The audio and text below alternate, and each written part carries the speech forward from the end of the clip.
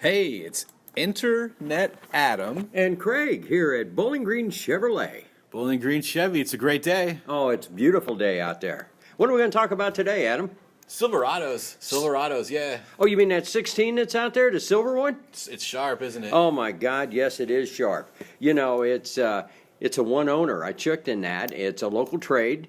Comes with fog lights. It's an LT, and what really got me interested, it's got the trailer tow package on it, and it even comes with a trailer brake controller built right into the dash.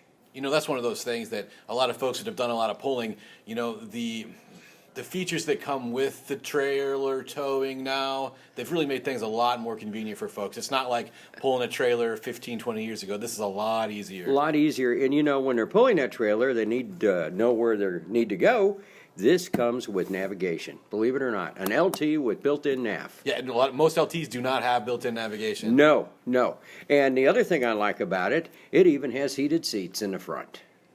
That is something that comes in handy those times of the year. A lot of folks ask for that. A lot of folks. The other extra on this is that it has running boards already on it, so there's no additional charge should you select this vehicle to be your own to add running boards. They're already there.